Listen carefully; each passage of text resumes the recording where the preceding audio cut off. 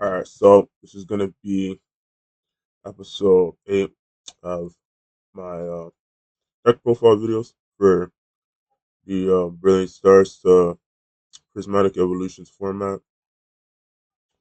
I've been saying in my deck profile videos for this format, I don't really think that Brilliant Prismatic Evolutions is the ushering in of a new format.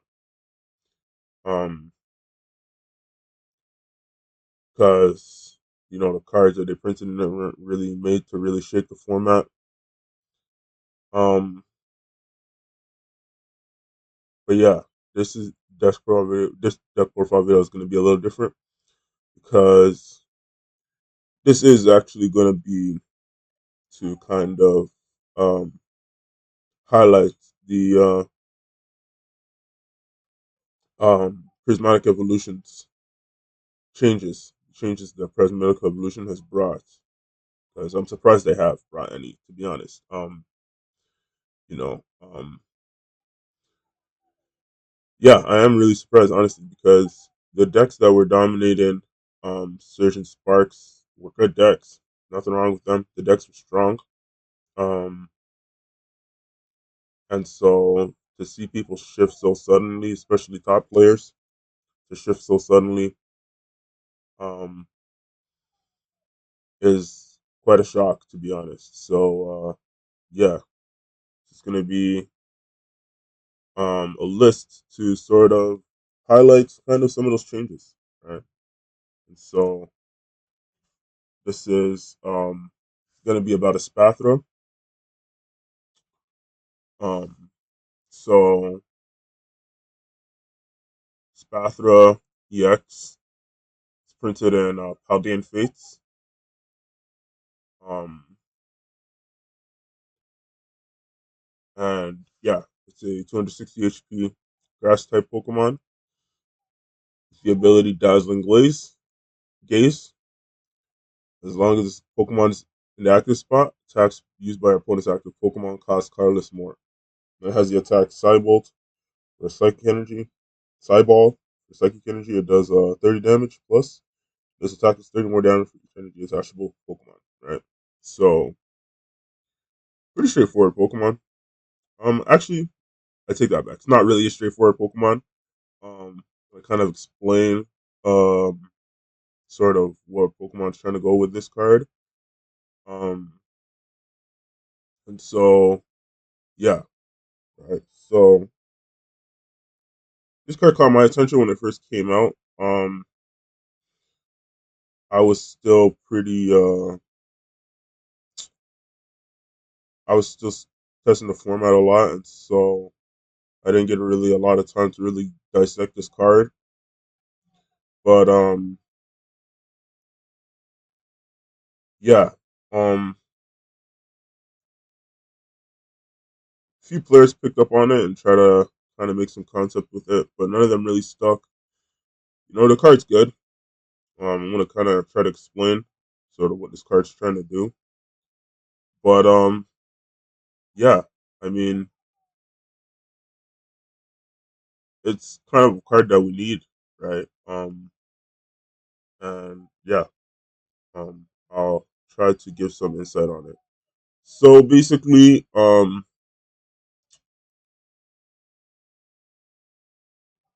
thing I noticed about kind of what Pokemon was trying to do in Scarlet and Violet is that they're trying to um center strategies around Pokemon in particular, right? And not around something like an overpowered trainer card or something like that, for example, right? So like in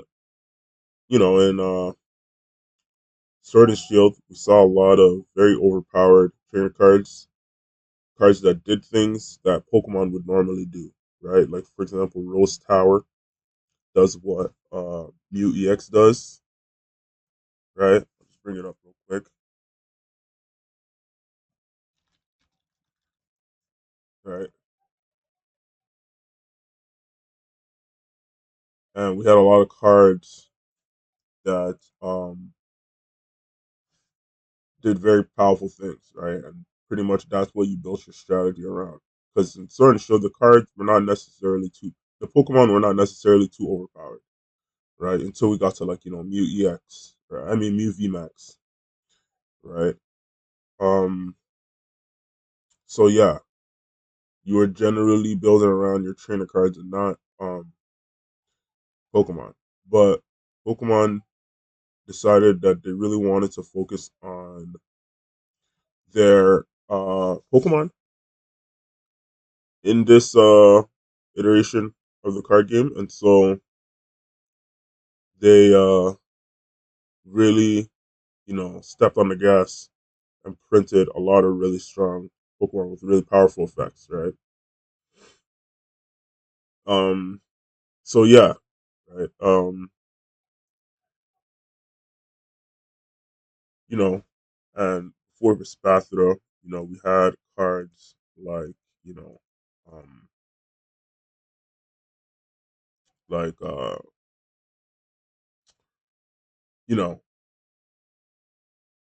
Iron Hands and Powder and Paradox Drift, Charizard and Obsidian Flames, Chempao, how they evolved Gardevoir, and Scarlet and Violet, right?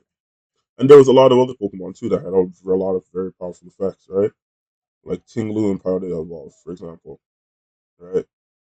Um, and so yeah, right. And it became more apparent that that's kind of the angle they're going for, in sets like Temporal Forces when they printed Iron Hands, right? Um, so yeah, right. So if it seems that these cards just don't have enough support or something like that, it's because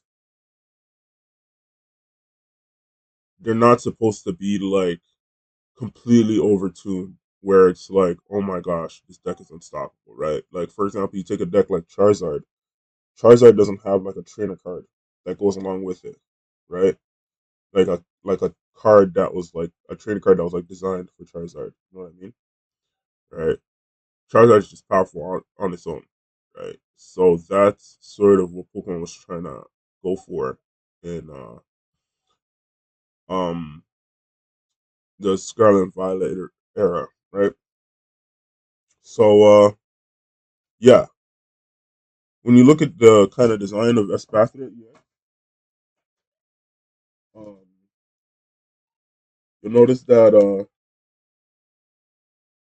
Espathra, its attack is very efficient, very low maintenance, but it just doesn't do a lot of damage, right? And so, you know, with cards like, Roar and Moon that just knock out your active, and Charizard, which just run away with games, right? Um, Espathra seems a little less appealing than both of those cards, right? Or cards like of those natures, right? But the design of Espathra is actually not flawed in any way, shape, or form. The card is very effective. It's just, again, right? We've seen cards like this that have very strong abilities and very effective low maintenance attacks, but they're usually paired with a very strong trainer card line or with another Pokemon that can do something just as overpowered, right? Whereas you're really leaning into mainly the Pokemon that you're mainly going to be attacking with around in Scarlet and Violet, right? So basically, the design of a Spathra is that supposed to be you're not going to hit numbers, right? So you're not going to get like up to 330 in a game with a Spathra, right? Don't be ridiculous, right? Um, but your opponent is not going to be able to hit numbers because they're not going to be able to attack, right? So that's kind of the angle that Pokemon is trying to go for with Espathra, right? And so yeah, it may seem a little daunting to be able to have to play a long game, but this is obviously designed to be a control type um, archetype, and so if you weren't ready to play a long game, right, you shouldn't have played this deck, right? So yeah, that's kind of the general um, design of the card, right? And so the reason why I'm doing a deck profile video on this deck in particular is because an event just finished up in Mexico, and very surprisingly, the meta landscape has changed very significantly. Right, top players have decided that Regidrago is not overpowered enough. I mean, wow, right? Who would have thought that we would have heard that before this format rotated, right? And so instead of playing Regidrago, now they decide that just plain Dragapult is better, right? So because of that, the format has slowed down significantly. Now we can actually play long games, right? And you know, um, this is what people have been wanting for a while, right? Um, but I mean, we could have had it, for a very long time because we've had decks that can play long games for a long time, like Gardevoir, right? And Gardevoir's meta share is just not that impressive, right? So you know, it's pretty unfortunate that we didn't get it with Gardevoir and that we just have to get it so suddenly with the advent of Dragapult archetypes coming to coming up, and so now that the format is slowed down, decks that can further slow down your opponent can really thrive, right? And I would have not endorsed Espathra, a few weeks ago, right? But clearly people have moved on from Regidrago, and so I definitely endorse this deck for sure. Right? And I've always liked the deck, but it's just the formats were too fast for it to thrive, you know. So yeah, right. So Spathra's ability makes your attacks cost more. And so what it basically allows is for you to knock out Pokemon that are trying to set up, and then you know pretty much um gain momentum that way, right? So yeah, that's what you're gonna be trying to do with a Spathra, right? So I call this list just a Spathra. Um, and so what it's trying to accomplish is exactly what I just described, right? And so we just have a bunch of cards to facilitate that, right? So kind of the concepts people have tried with the Spathra is the Spathra Zatu. So um kind of just expand on that concept. So we play a 2/2 Zatu line. Um has the ability Clairvoyant Sense. Once during your turn, you attach a basic psychic energy from your hand to one of your bench Pokemon. If you attach energy to a Pokemon in this way, draw two cards. Right? And so um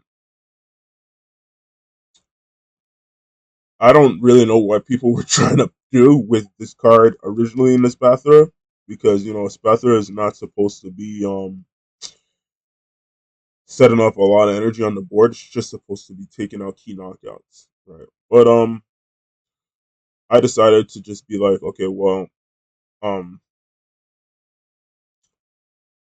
this card can pair well with other such attackers, so I'll just play it, right? So yeah, we have the 2/2 Zatu line, and for the Espathra line, we play three Flittles. Play up Flittles from Paradox Rift, just because it has the best attack. Um, 50 HP Psychic type. Has the attack psychic for 2 psychic energy. It's 10 plus. Its attack is 10 more damage for each energy attached to your opponent's active Pokemon, right? So it's just the best attack. So you just the one you play, right? And it's also one of the tankier Flittles, right? Then we play 2 Espathra EXs, right? And sort of a new addition to this list, to this archetype. I'm playing 2-2 to Dunsparce. Uh, has the ability to Runaway Draw. Once during your turn, you may draw 3 cards. If you drew any cards this way, shuffle this Pokemon and all attached cards into your deck. Right. So, you know, Zatu, lets you draw cards, but you need to have an energy, psychic energy in your hand. And so, to be able to facilitate drawing, and not having to clog your bench with Zatus to draw, you play the Dunsparce, lets you draw, and it lets you free up bench space, right? Because this deck really thrives on having good bench space management, right? And so, yeah, play 2 to Dunsparce, right? Then, the second attacker we play, is Iron Valiant EX. 220 HP psychic Pokemon, has the ability to attack you on bits. Once during your turn, when this Pokemon moves from your bench to the active spot, you may put 2 damage counters on one of your bonus Pokemon. And then it has the attack Laser Blade. For 2 psychics and a colorless, does 200 damage. During your next turn, this Pokemon can attack. Right. So ability is very effective at fixing numbers for Espathra, right? And it also makes it so you don't have to play something like Radiant Alakazam, so you can put damage other places. And Espathra is a very low maintenance deck, so um, if you're familiar with Iron Valiant EX, you know that Iron Valiant EX is a very high maintenance card because you need to play cards like Future Boost Energy Capsule, and a lot of switch cards to make it very efficient and very powerful in your deck.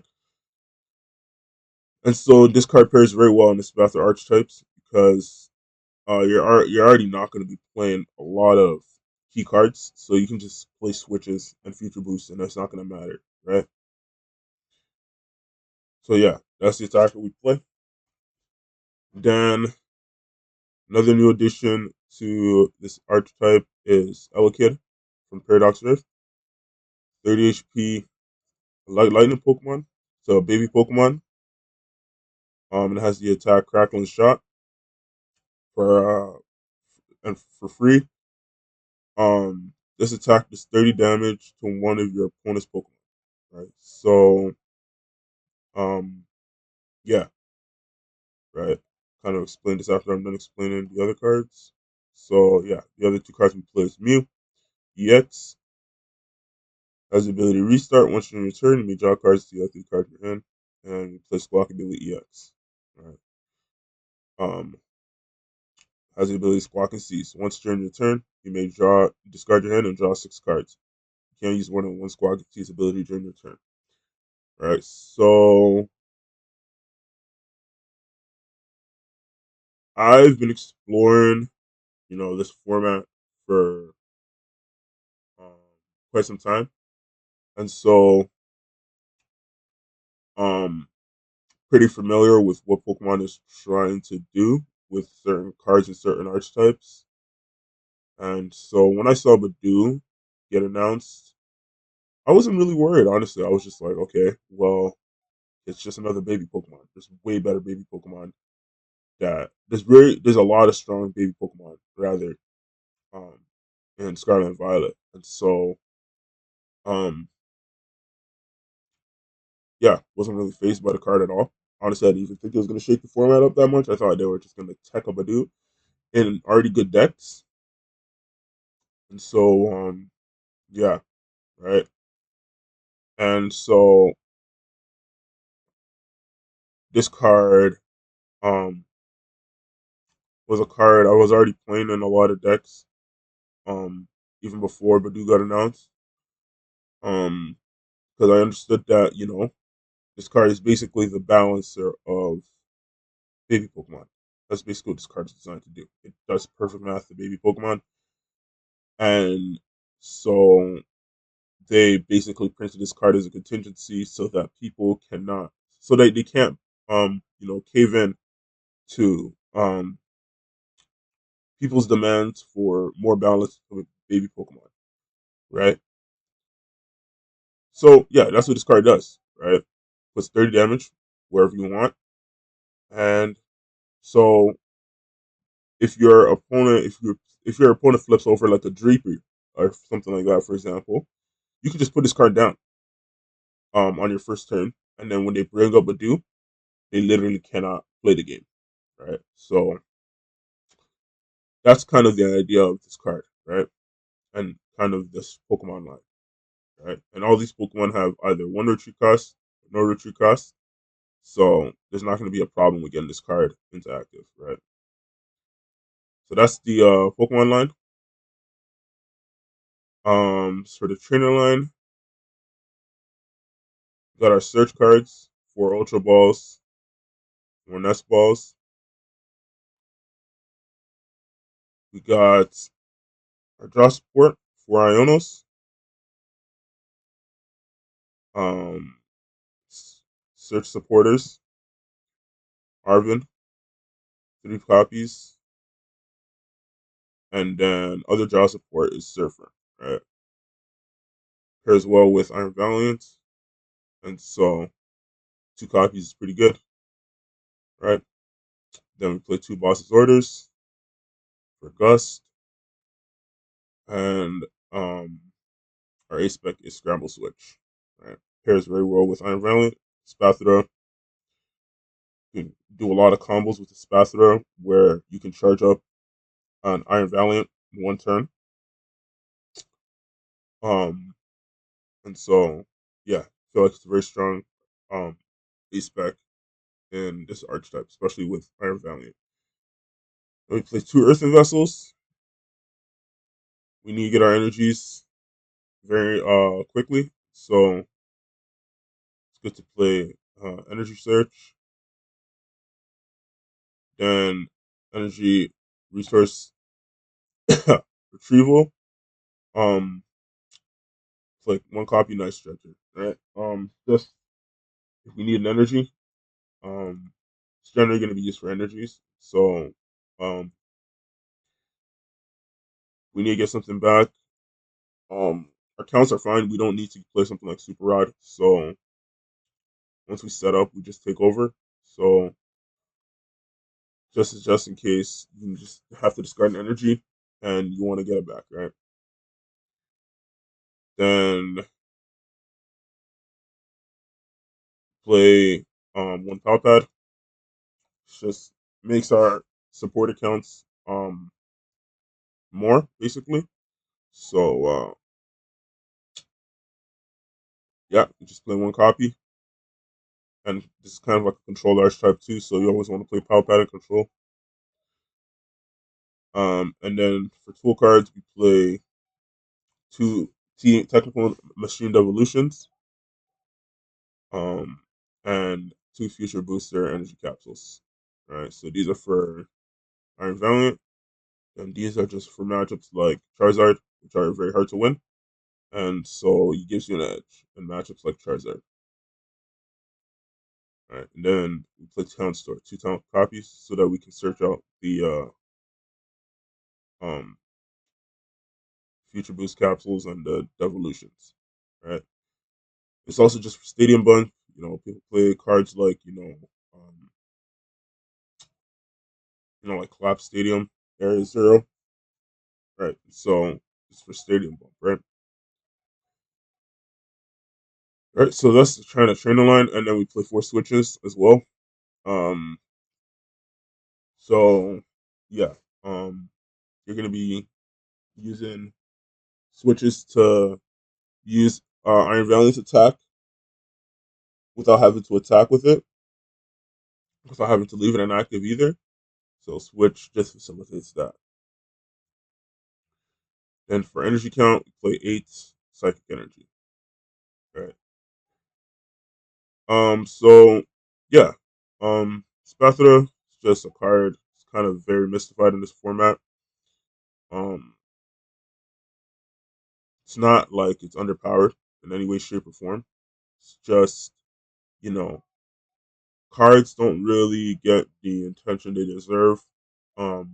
When people are just sort of trying to build the most overpowered, high power level deck instead of actually trying to explore an archetype, right? And so that's why we get a lot of cards that are very good on paper but never get any play. Cards like Powerlifting, right? So yeah, it's kind of my contribution to kind of dispelling the idea that these cards are underpowered or anything like that. These cards, they do what they're supposed to do. It's just, you know, the formats just have to settle down, basically, right? And we're kind of starting to see that a little bit with, people moving away from playing decks like Regidrago. And so, yeah, I'm pretty optimistic, and that, you know, people will see the light, basically, and just play the game I was designed to be played, right? So that people can enjoy it more. We can have growth in the community, and we can enjoy playing the game again.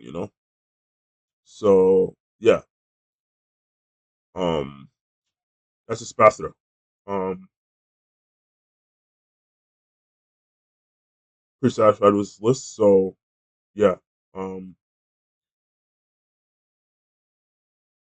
maybe I'll do a deck showcase video on it or something like this.